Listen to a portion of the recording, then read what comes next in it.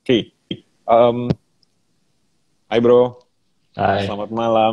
Terima kasih banyak nih malam-malam. sudah menyempatkan waktunya hadir. Sama-sama, Thank you. sama-sama.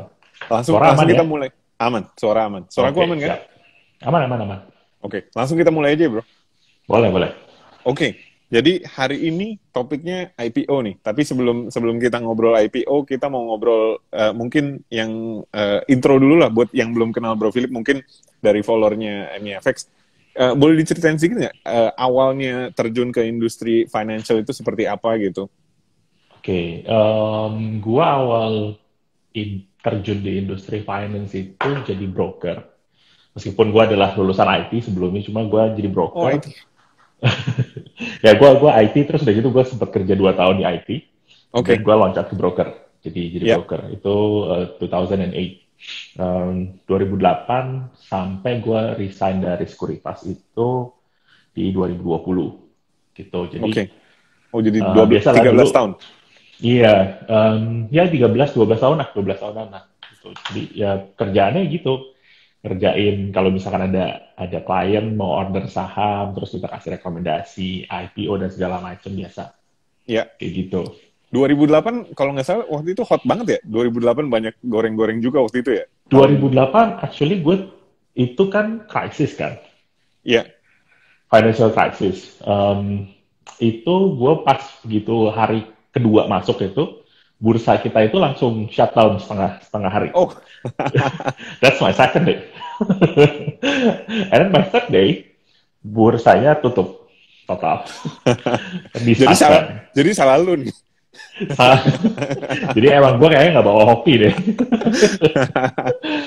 But, gitu. 2008, gue inget banget hari pertama kali gue masuk itu indeks kita turunnya sampai 777 poin. Sorry, Dow itu 777 poin. Oke, Dao ya. And then gitu gue masuk nggak tahu apa-apa. Oh ternyata ya kerja di market ya kayak gitu. Oke, oke.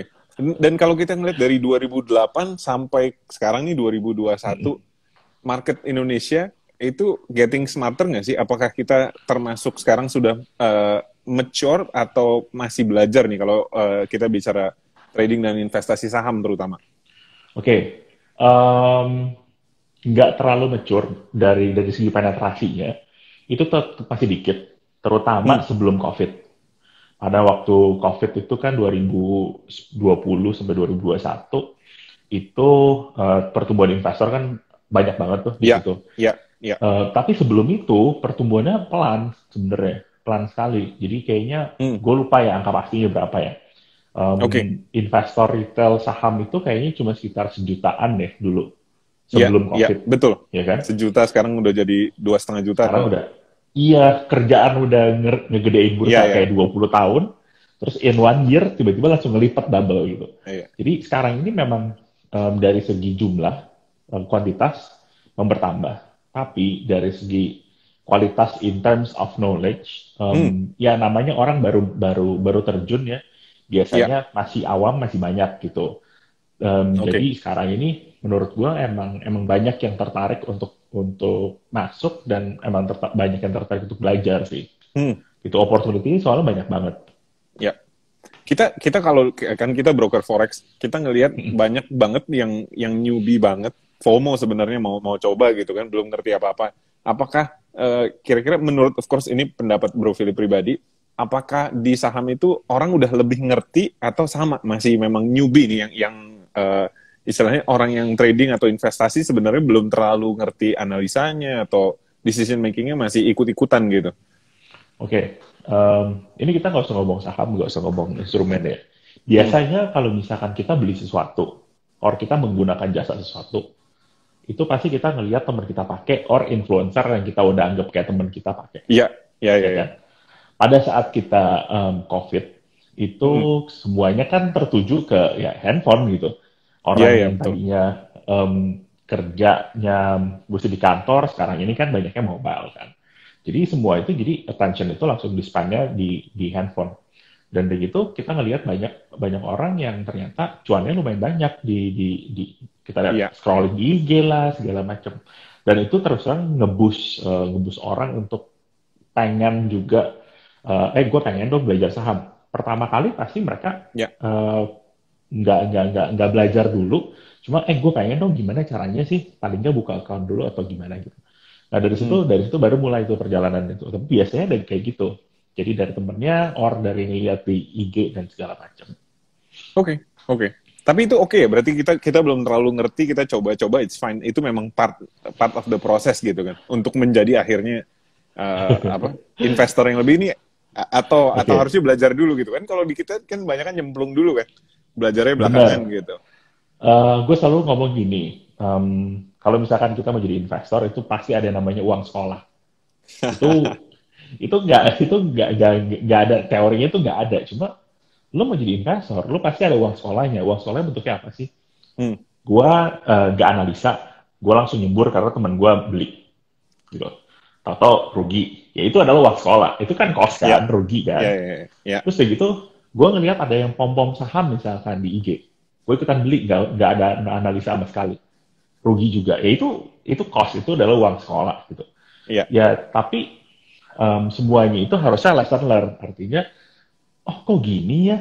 Bukannya menyalahkan, kalau gue ya, karena gue udah lama di kayak gini, gue udah tahu permainannya, jadi daripada kita nyalahin yang, gue ngikutin dia sih nggak bener. Hmm. Tapi lu punya nggak sih basic analisanya, kenapa lu ikutin dia? Ya kan? Oke, ya, ya, ya, Ya kan? Jadi ya. lu boleh lihat misalkan influencer A ngomong saham A B C D misalkan gitu. Hmm.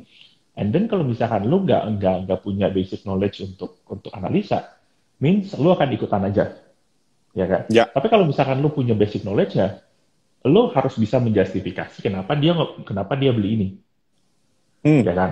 Oh Ya. ternyata kalau misalkan gue lihat misalkan nih, secara teknikal ternyata polanya adalah kayak begini, kayaknya boleh deh, gitu.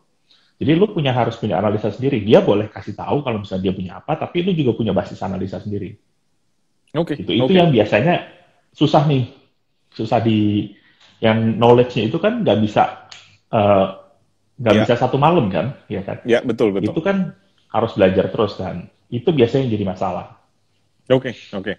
Kalau kalau di forex itu kan kita kan, kalau kalau di kita tuh ada akun demo. Kita kita belajar dulu. Kalau di saham ada nggak sih seperti itu? Belajarnya pakai uang Gak virtual ada. dulu atau langsung direct gitu ya? Setahu gua nggak ada. Em, dulu tuh ada, tapi itu buat internal ya, seingat gua. Tapi Hmm, kebanyakan nggak ada. banyak kan nggak ada. Dan Jadi kalau saham langsung nyemplung. Memang memang seperti itu gitu ya. benar, dan menurut gua Oke. beda, beda, beda ininya, beda emosinya. Pada saat lo main dengan dummy account, Ya, itu kan bukan pakai duit lu sendiri, dan kalau misalkan lu hilang duitnya ya udah gitu.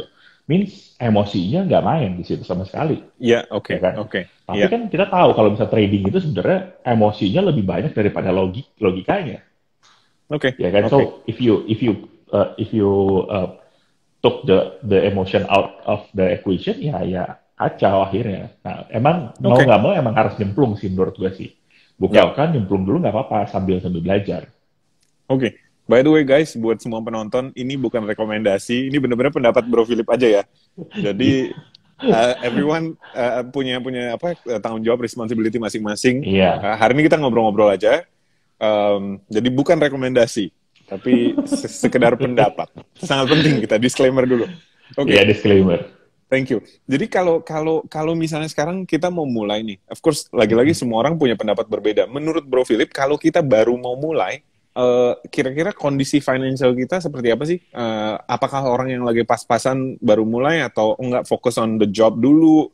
Eh, Hmm, menurut Oke, Bro Philip nih, dari gini. experience pribadi mungkin. Kalau misalkan kita ngomong soal personal finance, means kalau gue suka bagi piramida itu jadi tiga. Means yang Ya, paling bawah itu adalah cash flow, oke. di tengah itu adalah risk management, di atas baru investment, ya kan? Di paling bawah itu cash flow means itu adalah berarti pendapatan lu harus sudah lebih gede daripada pengeluaran lu. Nah Oke. sebenarnya yang di fondasi paling bawah juga itu kadang-kadang orang suka masalah, ya kan? Kadang-kadang kita nggak tahu pengeluarannya berapa. Nah, setelah lu punya cash flow udah benar, baru kan kita lindungin dengan risk management. Risk management tuh ada dua macam. Sebenarnya ada tiga macam sih. Ada dua macam, tiga macam itu dana darurat, terus udah gitu asuransi, sama satu lagi diversifikasi portfolio gitu. Oke, Nah, oke, ini kan 3 ya kan. Nah, setelah itu baru lu bisa invest gitu kan, adalah kayak gitu. oke. Gitu. Tapi kan Menarik. itu kan Aku nyatet tapi ya. itu adalah merupakan tapi itu sebuah journey, means gini. Begitu begitu lu udah cash flow-nya udah oke, apakah lu harus punya dana darurat full dan begitu asuransi full baru lu bisa invest? Kadang-kadang nggak juga gitu. Kadang-kadang yang ini adalah sebuah kayak lingkaran gitu. Jadi cash flow lu oke, and then the next one is misalkan asuransi dulu atau dana darurat dulu, oke? Hmm. Dan begitu baru invest. Dengan lu invest, lu kan punya cash flow lebih kan? Means akan balik lagi ke sini, ya kan? Lu atur lagi cash flow-nya supaya cash flow itu biasanya gini. Pada saat lu punya lebih dari investasi, kebiasaan buruk kayak ini ya. Kita suka mental accounting sebenarnya. Jadi gini, gua udah untung saham misalkan, saham gua naik 50% dan gua untung 10 juta. Misalkan gitu. Hmm. Gua ngerasa saham itu belum gue jual, tapi gua ngerasa udah untung dulu nih Udah 10 untung. juta. Iya. Untungnya belum gua terima, belum gua cairin, tapi gua udah belanjain dulu. Oke. Iya, iya, iya. Gitu. That's mental accounting kan. Iya, oke. Gitu. Berarti Jadi berarti harusnya kita bicara lu muter realize jadinya. profit gitu ya. Realize profit and then lu balik lagi ke cash flow. Means lu harus manage lagi nih cash flow karena biasanya kan begitu income lu nambah and then Menarik. pengeluaran lu juga nambah gitu. Iya, iya. Ya kan? Nah, kalau misalkan udah diatur di sini lagi and then balik lagi ke sini. Means kalau misalkan sekarang aset lu udah banyak, means lu akan butuh asuransi lebih banyak juga. Dan dana darurat lebih banyak biasanya. Hmm. Ya Oke. kan? Atau kondisi lu misalkan tadinya adalah sepasang suami istri, sekarang udah punya anak, ini dana darurat juga harus berubah dong, Iya. ya kan? Nah ini adalah menurut gua adalah sebuah kayak ya journey aja, kayak circle gitu.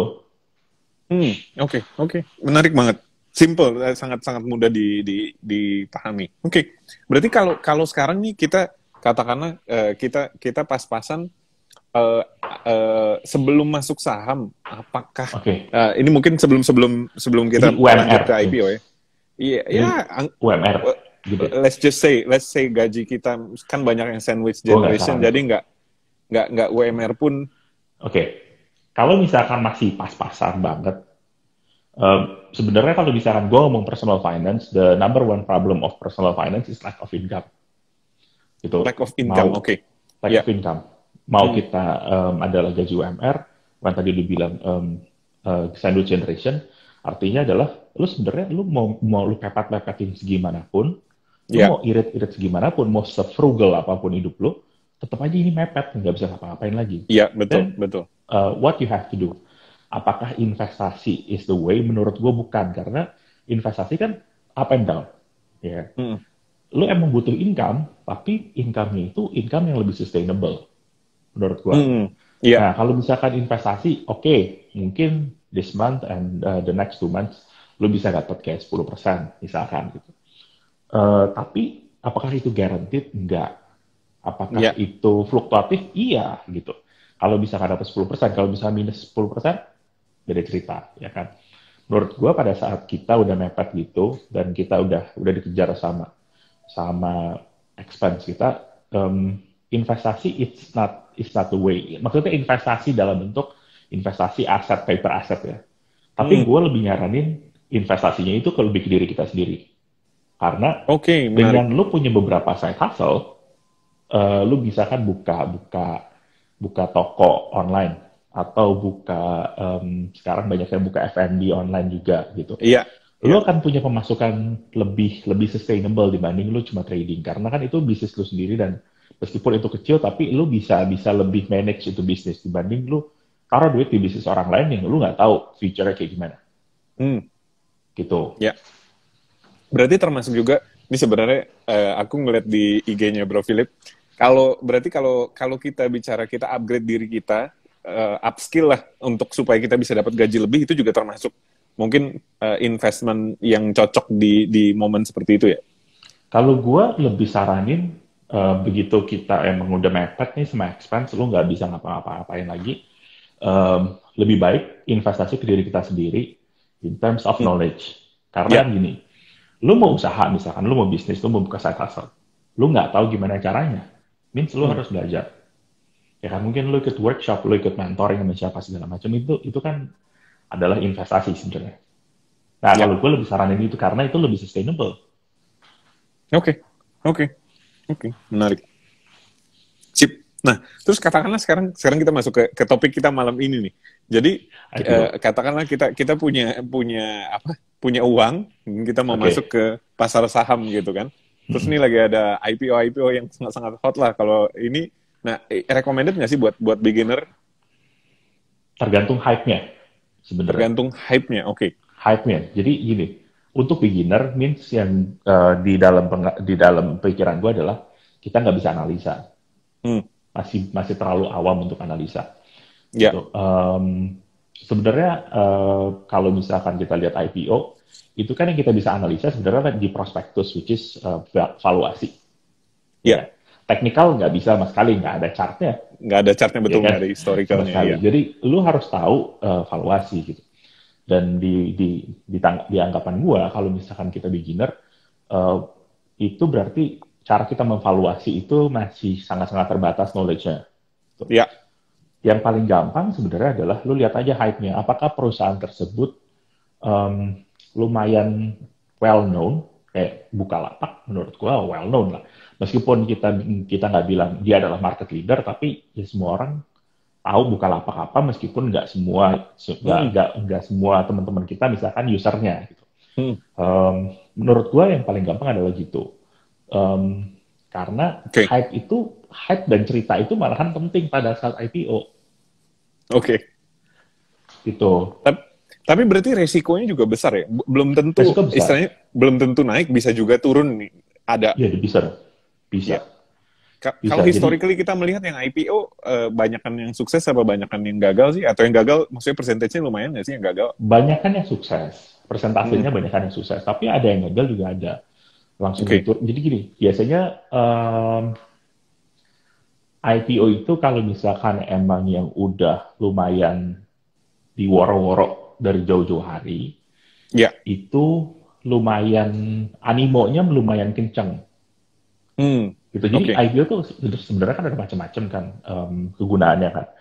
Kalau misalkan memang yang kita udah tahu mereka akan mau ngapain, misalkan kalau misalkan itu ekspansi lah, ya. kita baca di berita gitu, oh, oke, IPO saham ABCB misalkan dia mau ekspansi dan ceritanya apa, valid apa Hmm. enggak gitu. Biasanya kalau kayak gitu IPO-nya menarik, tapi ada juga IPO Oke, yang nggak ada di mana-mana, tapi naik juga karena IPO itu strategik bentuknya, oke, oke, size-nya clear. kecil gitu, bisa juga. Tapi Oke, menurut gua, kalau misalkan awam, um, IPO memang nggak usah terlalu berani sih, jangan terlalu berani hmm. juga. Karena kita kemampuan analisanya belum, menurut gua masih masih harus lebih deep Limited lagi. gitu. Ya, Uh-uh. oke, oke. Jadi karena informasinya limited, jadi ada faktor unknown yang otomatis artinya resikonya juga besar gitu ya. Walaupun Mm-mm. sebenarnya potensi rewardnya juga besar. Potensi rewardnya besar kan pada saat hari pertama kan Oke, dua kali kan, dua kali lipat. oke. Kalau kita bicara apa valuasi atau fundamental gitu, Mm-mm. kan kalau kalau awam kita kan nggak mendalami itu. Berarti kan kita baca berita nih atau kita Mm-mm. ngikut influencer. Mungkin sekarang trennya ngikut influencer, ada Mm-mm. rekomendasi lah, stock pick. Nah, kalau begitu sebenarnya kalau menurut Bro Philip masih relevan nggak sih atau karena informasinya sudah di luar maka harganya udah gerak, udah too late gitu loh kalau baca berita. Atau masih bisa nih kita trading dari berita. Nggak, pada saat IPO kan harganya masih belum kemana-mana. Hmm. IPO itu kan ada beberapa step kan. Oke, ya. IPO, terus sorry, uh, mereka ada book building, ada pooling.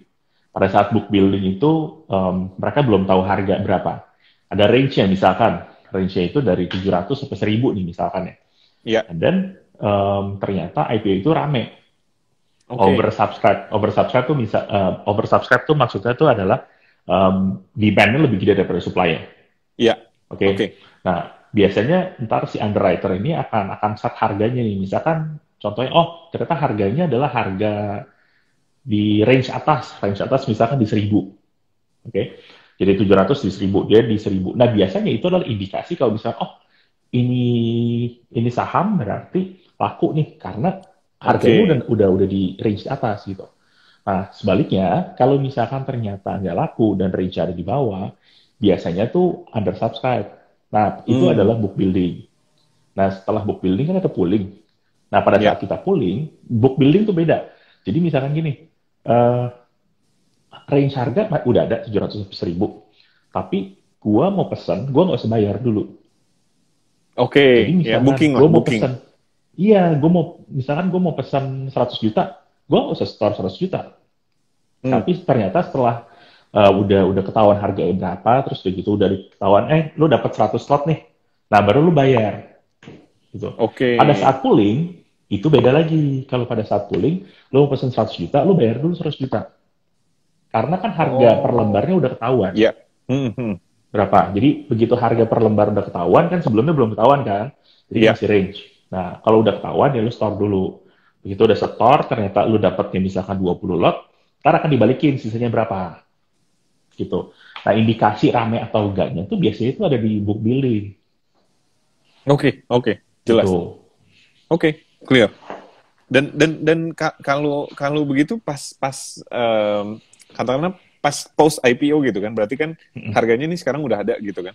Terus Sekunder nih. ya sekunder lah, ada berita-berita gitu. Nah, berita itu sebenarnya telat nggak sih atau masih bisa dijadikan sumber gitu? Atau apa yang kita baca Eh, di Instagram dan di media massa itu sebenarnya sesuatu yang sudah lewat lah gitu. Oke, biasanya sih tetap kalau misalnya beritanya bagus, berarti kita ada istilah sell on news kan. Beritanya bagus ya udah kita sell biasanya kalau misalnya kayak gitu. Cuma nggak tentu juga karena biasanya pada saat IPO mereka udah set story-nya. Hmm. Means kenapa perusahaan ini IPO itu pasti ada story-nya tuh. Misal perusahaan ini IPO karena dia mau ekspansi dan mereka ngelihat kalau misalkan 3 tahun ke depan dana buat IPO ini akan digunakan buat apa-apa segala macam dan kena dampaknya misalkan ntar di tahun ketiga bisa gimana. Nah itu Oke. ada story-nya tuh biasanya tuh. Nah apakah setelah IPO pada saat sekunder itu dalam jangka waktu yang pendek beberapa minggu atau beberapa hari ada cerita yang lain itu biasanya akan nggak terlalu efek karena kan udah tahu di sebenarnya ujung-ujungnya ceritanya 3 tahun ini adalah kayak gini kecuali as a reminder misalkan as an update setelah 1 tahun IPO perusahaannya ternyata ini inline sama proyeksi mereka Ya, sama ya. sama ininya bisa gitu. Oke. Oke. Oke. Sip. Terus kalau kalau misalnya kita bicara auto reject gitu, saham auto reject karena pergerakannya luar biasa gitu kan. Heeh. Kenapa sih diberlakukan seperti itu? Boleh boleh di-share sedikit nggak? Asimetrik lagi ya. Jadi dulu itu kan auto reject kan atas sama bawah sama. Iya, Misal auto reject atasnya 25%, terus bawahnya 25% juga. iya. Gitu. Nah sekarang tuh asimetrik. Jadi bisa naik 25%, turunnya cuma sedikit, cuma 7% atau berapa persen, gue lupa sekarang. Gitu. Oke. Nah, seingat gua itu pas 2020 bukannya. Kan waktu itu sempat pas awal-awal corona itu kita itu kalau usah 3 minggu indeks kita turun sampai 35%. Di situ dibenerin lagi aturannya kalau misalkan saham itu kalau nggak salah seingat gua cuma boleh 5% turun, naiknya bisa 15% atau berapa. Pokoknya Oke. asimetrik, naiknya bisa lebih Iya, banyak, turun lebih sedikit. Nah iya. sekarang dilonggarin sedikit kalau nggak salah sekitar 7% gitu. Karena mungkin untuk itu sih, untuk supaya nggak panik. Yang waktu gue Oke. masih pertama kali masuk di 2008, Iya, itu gue lupa mereka tuh udah ada suspension untuk itu belum. Tapi iya. seingat gue karena panik marketnya, and then the bursa stop aja, di suspend semuanya bursanya Iya. gitu. Jadi sekarang ini untuk mencegah, ya karena kan kalau orang trading itu biasanya lebih ke psikologisnya. Which is yang tadi balik lagi yang gue bilang, dummy account. Dummy account kan lu gak ada emosi kan. Tapi Hmm. pada saat kita trading, itu full on emotion. Lu FOMO-nya ikutan pasti. Gitu. Iya, iya, Nah iya. pada saat kayak gitu, akan diregulasi turun dan naiknya karena supaya bisa marketnya mencerna dengan lebih baik. Dengan lu Hmm. stop nih, dengan lu stop di area tertentu, dan lu bisa mikir sebenarnya Ya. gitu. Oke. Oke. Dan kalau tadi mungkin ada statement yang menarik bahwa IPO itu tergantung dia untuk apa gitu kan, untuk ekspansi atau apa gitu.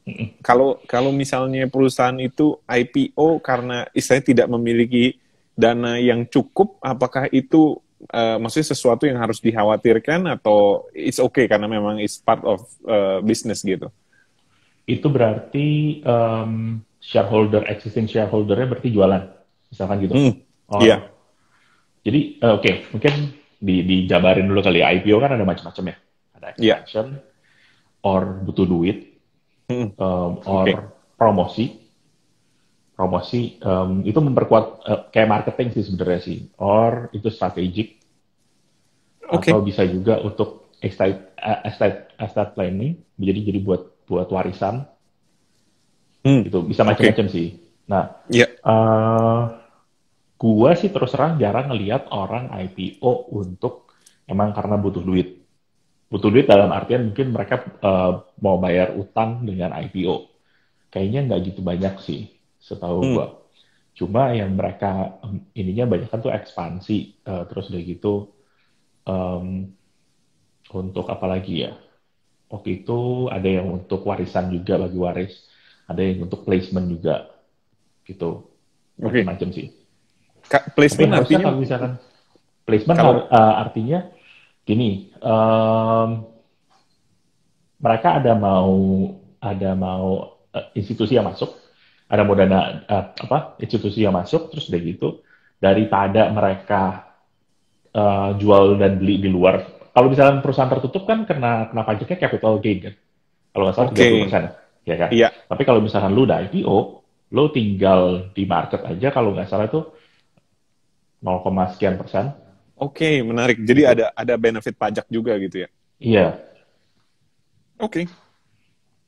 Nah, kalau kalau misalnya kita bicara secara regulasi selain pajak itu kira-kira eh, ada benefit lain nggak sih untuk perusahaan yang terbuka dibandingkan dengan perusahaan yang tertutup lah gitu, private Untuk company gitu kan?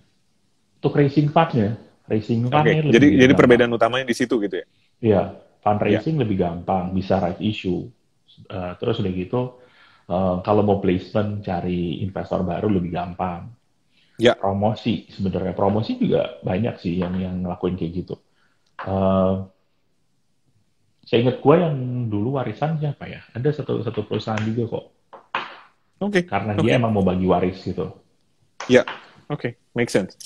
Nah, sekarang kalau misalnya kita melihat, nah ini kebetulan ada pertanyaan dari penonton yang relate banget nih. Kalau misalnya kita bicara saham-saham IPO ini biasanya cenderung untuk trading, artinya kita short term atau long term sih, gitu. Atau itu memang tergantung ininya saja gitu kan. Karena kan biasanya naik terus turun gitu kan. Nanti mungkin Tergantung ya, ya, tergantung. Tergantung dari ekspektasi. Misal, kita tahu kalau misalkan IPO itu oversubscribe misalkan 10 kali. hmm, Dan kita, biasanya gini, salah satu begitu IPO, kan investor ada dua tuh. Ada hmm, institusi, ada retail, ya kan. Institusi biasanya dapat dapat porsi lebih banyak, karena biasanya institusi lebih long term pegangnya. Nah, si oke, underwriter itu kan, mereka kan promosiin ke institusi nih. ya, Institusi pegang long term dan ada juga yang di lock dan supaya harga itu lebih stabil.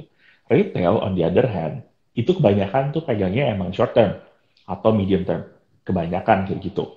hmm, Nah, karena kita lihat nih, kalau misalkan lu dikasih IPO, dikasih barang IPO, terus udah gitu barangnya oversubscribe 10 kali misalkan.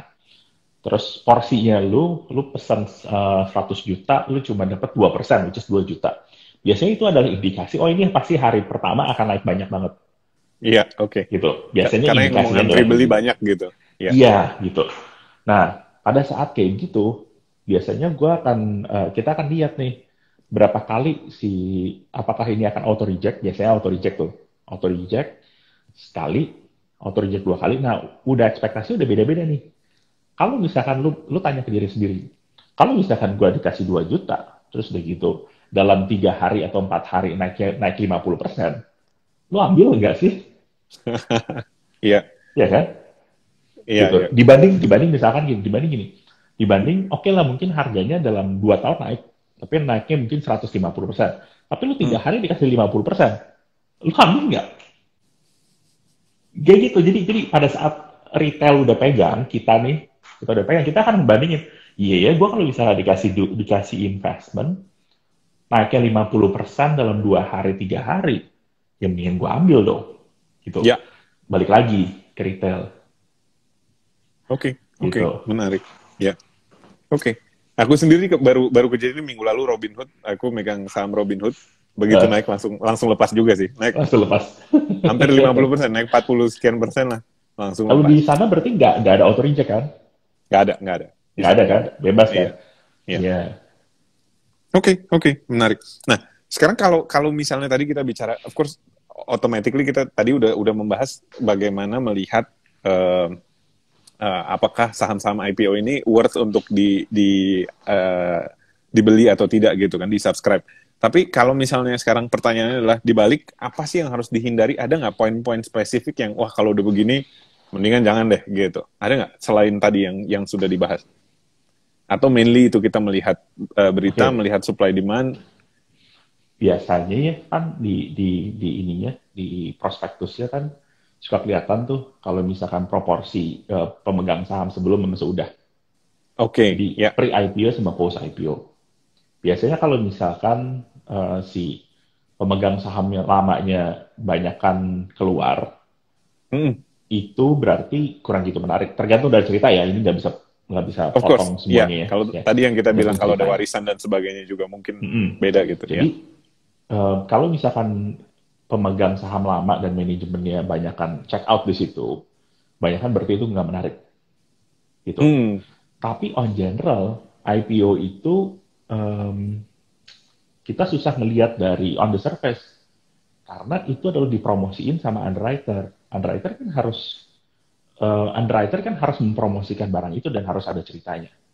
Ya. Ya kan? Gitu. Jadi kita emang harus banyak baca sih menurut gue sih. Kalau misalkan memang nggak yakin, karena itu ada 2 step ya. Kalau misalkan emang nggak yakin, gue nggak tahu ini perusahaan apa, gue nggak pernah dengar, jangan ikut yang book building. Karena pada saat book building kan ketahuan tuh supply dan demand-nya, ya kan. Pada saat ternyata IPO-nya nggak laku, that's sudah red flag. Ya udah nggak usah. Oke. Jadi ikut pada saat pooling aja yang kedua. Ya. Gitu. Oke. Dan informasi ini ada nggak sih di media massa gitu, di berita? Apakah informasi ada ya? Jadi sebenarnya informasi ini accessible untuk semua orang. Iya. Cuma gini, part of marketing ya. Pada saat IPO itu oversubscribe, kalau gue sebagai underwriter, kalau gue sebagai underwriter, gue akan kasih tahu kalau misalkan, oke, IPO itu oversubscribe ke media.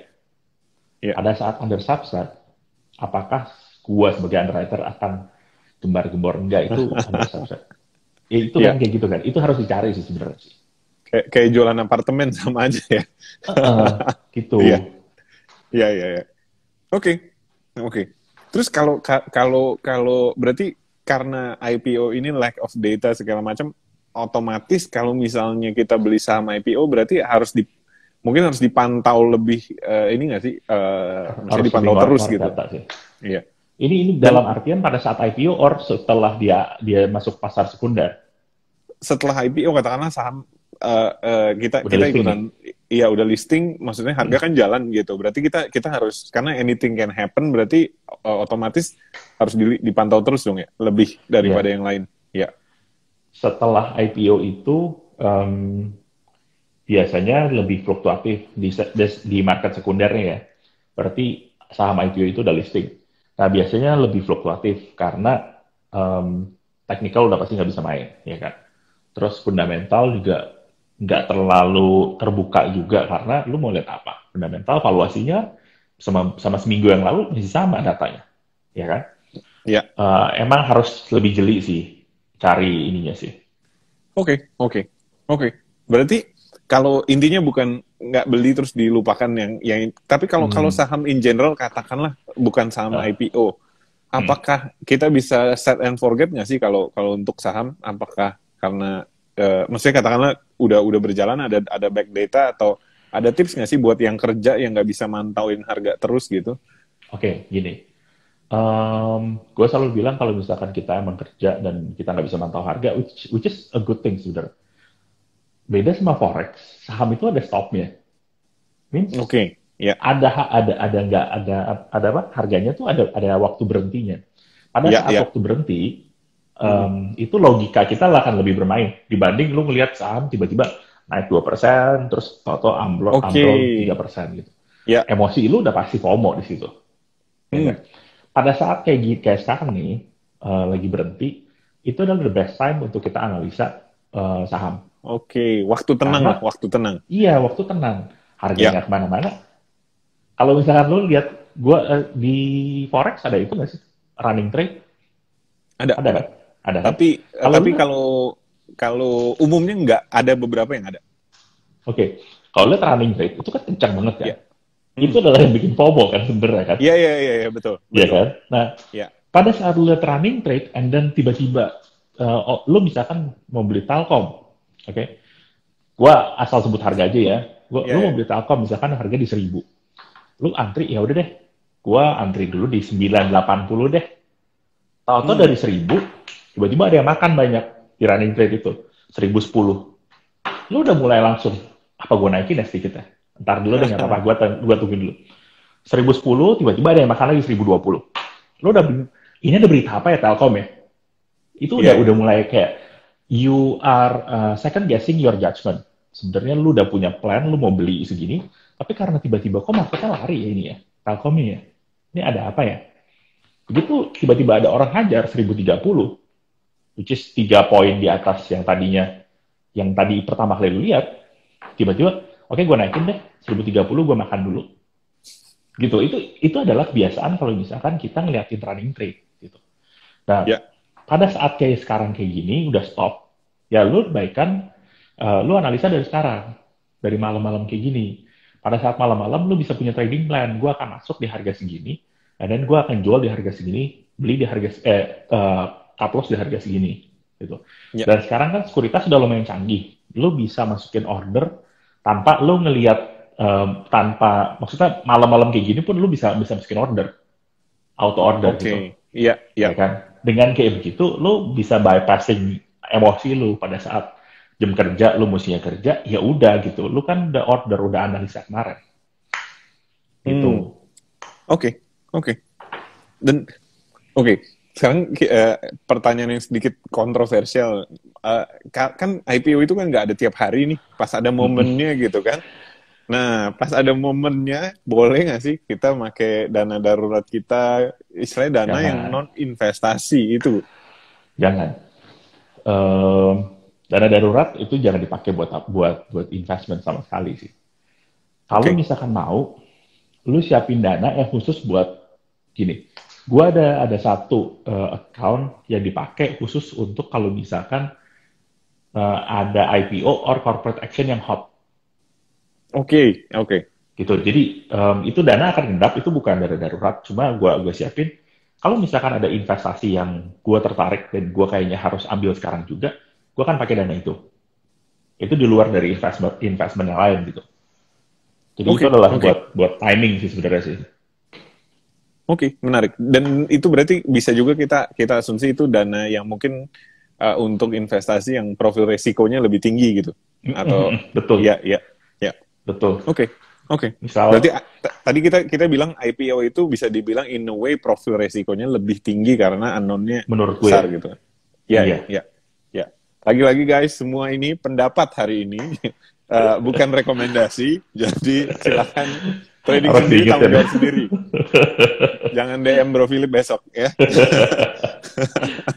Oke, jadi kalau misalnya begitu kita bicara orang yang baru mulai, bisa kita asumsikan lebih baik kita jangan mungkin bukan IPO lah, tapi mungkin yang running dulu kita sudah terbiasa, jadi Iya. kita dapat feeling marketnya gitu ya.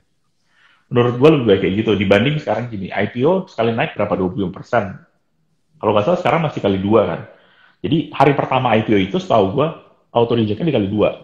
Hmm. Means kalau bisa biasanya 25% jadi 50% gitu. Ya, Dengan begitu, berarti range trading lo akan makin gede dong, ya kan? Kalau menurut gua, kalau misalkan masih baru, mendingan jangan main di IPO dulu sih. Itu lebih Oke, risky. oke, oke. Terus kalau gitu, kalau kalau kalau modal kita kecil, Mm-mm. eh, kalau main di blue chip kan, ya istilahnya mahal pergerakannya. Ini kira-kira eh, pemilihannya baiknya gimana sih? Boleh nggak sih main saham-saham yang kecil-kecil yang mungkin nggak? Mungkin em, kalau sekarang kayak misalkan BCA aja kan udah mau stock split kan sebenarnya. Jadi blue chip itu bukan berarti saham itu per lembarnya mahal juga. Sebenarnya ada yang masih affordable juga. Tapi mungkin gua akan bilang em, layer pertama itu bukannya si duitnya ada berapa, cukup maksudnya duitnya modalnya gede apa enggak sih? Karena sekarang lumayan cukup friendly kan di budgetnya. Iya, Tapi menurut gua investmentnya lu ngerti nggak? Means gini, oke, kalau misalkan lu mau nyemplung nyemplung di saham, meskipun lu lihat tadi balik lagi ke pernyataan kita yang awal ya, lu lihat kalau misalkan lu udah temen lu iya, buka dan lu pengen ikutan, lu buka juga, lu belum ngerti. Kalau misalkan memang kayak begitu, lu start small boleh sambil belajar gitu. Kalau misalkan lu mau invest, idealnya memang lu harus tahu dulu nih, lu mau invest apa, reksadana, mau invest forex, mau invest saham, lu harus ngerti dulu nih. Paling enggak lu ada pengetahuan lah sedikit soal itu. Nggak usah terlalu banyak karena oke, lu bisa bisa sambil belajar sambil sambil invest ya kan. Tapi menurut gua yang kita harus itu adalah begitu lu komit lu akan buka saham, lu bisa belajar pada saat itu juga sebenarnya. Kan nggak langsung buka 5 menit langsung jadi kan. iya, iya, Ya kan 3 hari kan lu harus harus buka rekening nggak masalah sekarang 3 hari atau 5 hari. Lu iya. bisa belajar dulu sebenarnya di situ kan. Oke, oke, Gitu. oke. Sip, jelas. Nah, terus kalau misalnya kita bicara tadi diversifikasi, Mm-mm. diversifikasi itu artinya ya kita saham, misalnya kita trading saham atau investasi saham, artinya kita jangan beli satu saham, beli 5 saham, atau diversifikasi itu, oh berarti kita ada saham, ada reksadana, ada forex, ada yang lain-lain gitu. Oke, secara teori Hmm, saham itu bisa terdiversifikasi secara oke. teori. Tapi kalau gua secara praktek lebih baik kalau misalkan satu taruh di saham, aset yang lainnya jangan ditaruh di saham.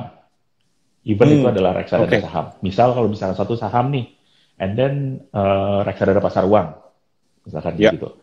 Or mungkin juga properti, oke, or oke. investasi di bisnis misalkan gitu. Itu kan yang sama sekali yang nggak ada korelasinya gitu. Di dalam Oke. teori memang ada saham yang sama sekali nggak ada korelasinya. I mean begitu saham ini ambrol, yang ini nggak ambrol nih di Oh iya, situ. karena beda Tapi sektor gitu. iya, tapi menemukan saham yang seperti itu nggak gampang juga kalau misalkan sekarang soalnya beda sektor pun kadang-kadang ambrol juga sama gitu. Kalau gue Ya, lebih aman, mendingan beda instrumen sama sekali aja. oke, oke. Sip. Nah, terus kalau kalau misalnya kita kita bicara apa? Kita baru baru mau mulai nih trading saham gitu kan. Kira-kira kalau misalnya to get started itu sizing modal itu kira-kira seperti apa sih? Uang sekolah tuh seberapa besar sih? Misalnya katakanlah kita punya dana, katakanlah punya dana investasi 50 juta atau mungkin 20 Uh, juta gitu. Kan sekarang Oke. minimum sudah kecil ya. Jadi Mm-mm. irrelevant gitu. Tapi 100% itu dana kita uang sekolah atau uang sekolah itu sebagian atau gimana kira-kira? Uang sekolah biasanya sebagian. Karena kan Oke. kalau di saham turunnya biasanya nggak sedrastis itu.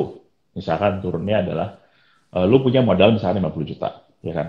Lu Ya, mungkin beli saham yang pertama ya udah 50 juta gua masukin semuanya. And then ternyata doesn't works. Ternyata rugi misalkan. Ruginya misalkan ya 10%. Itu juga 10% udah lumayan. Lumayan banyak ya. sebenarnya. Nah, 10% adalah uang sekolahnya 5 juta itu. Jadi Oke. nggak langsung habis semuanya. Capitalnya masih tetap ada. Tapi balik lagi, kalau lu rugi 10%, untuk balikin lagi ke modalnya, lu bukan mesti nambah 10% kan? Iya, Lu harus nambah kayak lebih banyak lagi dari 10%. Iya, iya, ya iya. kan? Iya. Jadi menurut gua kalau misalkan emang mau terjun ke saham atau instrumen apapun, itu start small aja. Modal 50 juta misalkan, ya lu coba aja 10 juta dulu. Meskipun 10 Oke. jutanya itu nggak langsung hilang, Mm-mm. tapi paling nggak lu bisa ini.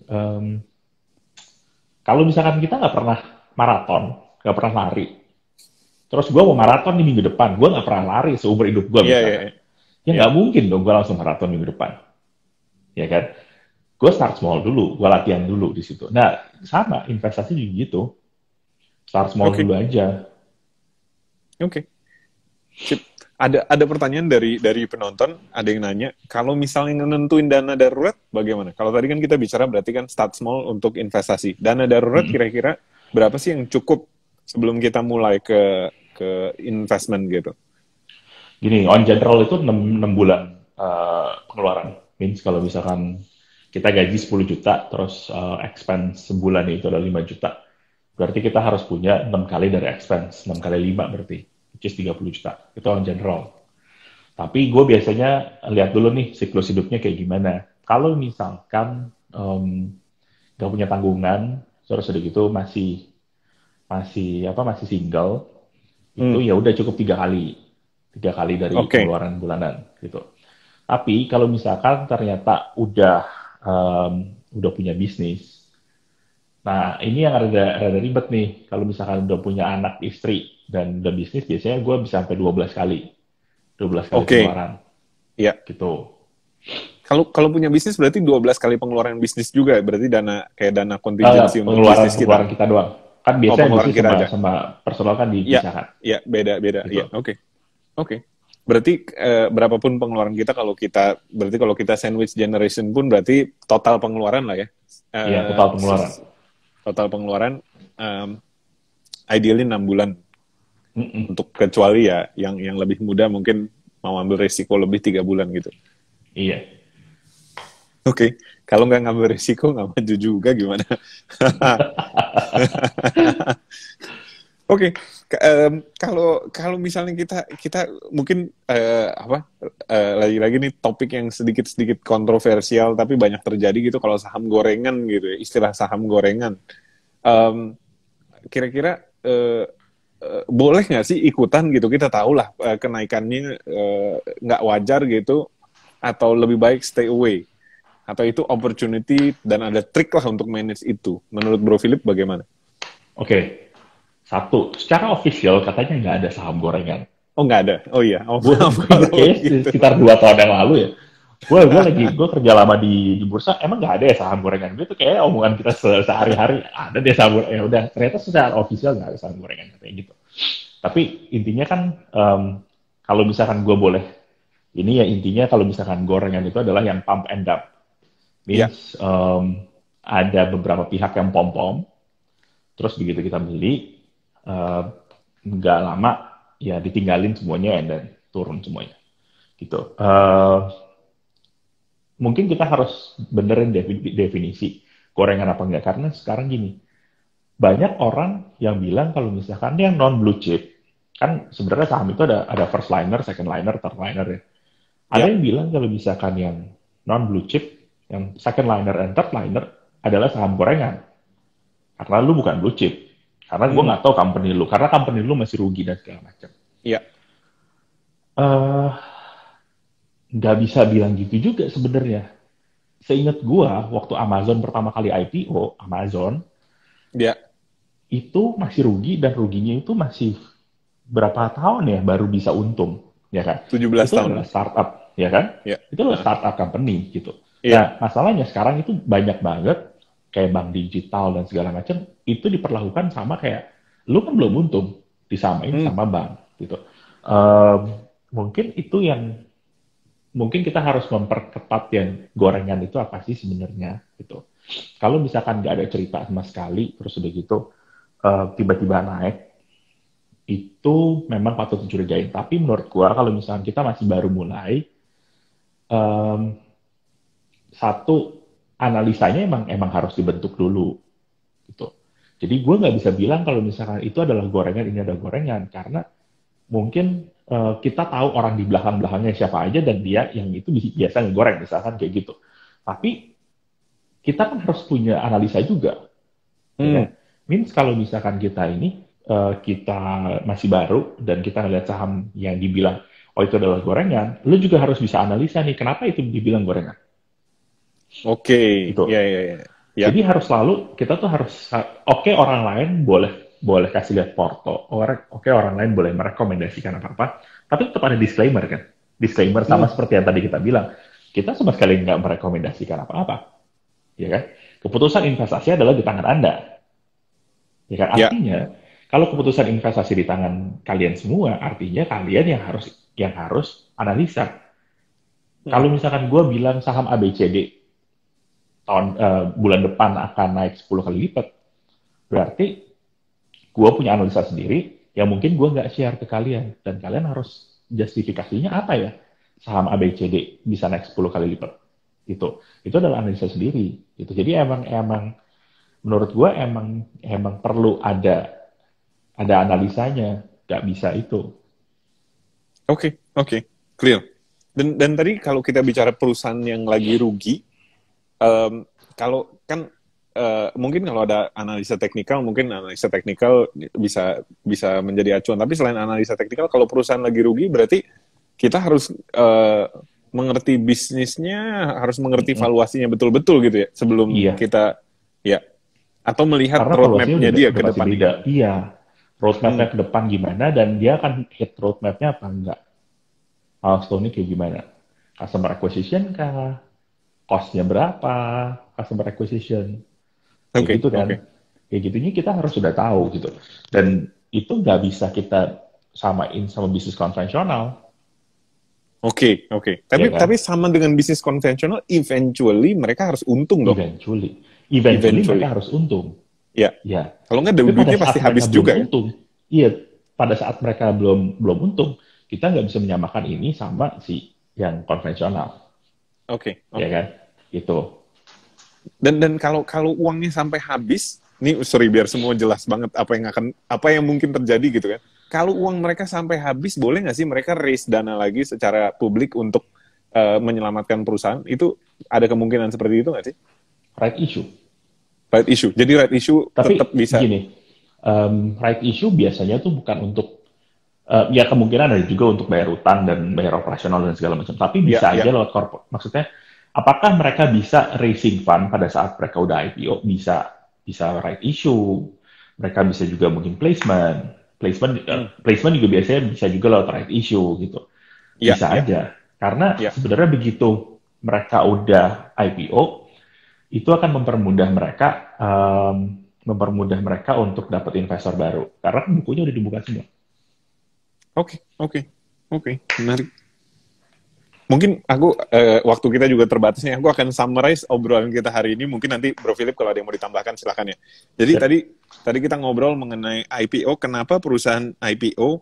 Nah, alasannya macam-macam. Nah, menarik sekali. Ada yang mau ekspansi, ada yang mungkin mau bagi-bagi warisan, maka harus likuidasi. Ada yang promosi, ada unsur strategik, ada placement. Yang ketinggalan silahkan nonton, terlalu panjang kalau diulang dijabarin satu persatu. Tapi menarik sekali alasannya, kita harus tahu alasannya karena ketika IPO itu mungkin data yang ada limited, kita harus benar-benar tahu sebelum kita beli karena faktor unknown-nya lebih besar sehingga ada resiko. Nah, otomatis untuk beginner harus memahami resikonya. Kalau nggak siap ambil resikonya, lebih baik coba trading dulu, jangan FOMO karena kebetulan ada IPO ikut-ikutan. Dan di luar itu kita bicara tadi mungkin ketika ada satu poin penting sekali, oh Bro Philipnya cabut, oh ke disconnect. Oke, sambil kita summary. Jadi tadi kita sempat bicara um, ada realized versus unrealized profit. Ada seringkali orang itu profit di akun tradingnya, tapi sahamnya belum dijual, belum di-exit, posisi masih terbuka. Kita sudah berasumsi itu profit dan kemudian oke, Bro Philip kembali lagi bersama kita. Kita berasumsi itu sudah profit, uangnya kita belanjain. Jangan seperti itu. Kelola keuangan dengan baik. Dan mungkin tadi ada halo, Itu putus. ya. Putus ya. Iya, yeah, all good, all good. sambil summary tadi kebetulan. Jadi tadi ada piramida yang sangat menarik. Jadi pertama itu cash flow, bagaimana kita manage cash flow kita supaya pengeluaran kita dan pemasukan kita ya ideally pemasukan lebih besar. Itu pertama cash flow. Terus yang berikutnya adalah risk management, dana darurat kita, asuransi, proteksi, apapun jenis proteksinya, dan kemudian diversifikasi. Dan kalau memang dua pilar itu kuat, maka pilar yang di atas investment bisa terjadi. Investment pun tadi kita bicara bagaimana diversifikasi, yang ketinggalan silakan nonton ulang. Abis ini ada di IGTV. Dan kemudian kalau memang tadi kita bicara dana darurat itu ideally 6 bulan. Kalau mau ambil resiko masih muda, tidak ada tanggungan, mungkin bisa sedikit dikurangin. Tapi kalau nggak, ideally 6 bulan. Dan yes, IPO bisa cuan, tapi bisa juga bisa ke atas, bisa ke bawah. Apapun itu pasti ada risikonya. Kalau upside-nya besar, biasanya faktor risikonya juga mengikuti. Mungkin itu tadi obrolan kita dari Bro Philip. Ada tips terakhirnya, ada pesan-pesan terakhir untuk kita malam ini, atau sudah ke-cover semua nih? Paling pesannya gini aja sih, ya kalau misalkan kita sering pantau sosial media dan lain-lain, kita akan selalu bakal ngelihat orang lain akan beli apa, influencer akan beli apa gitu.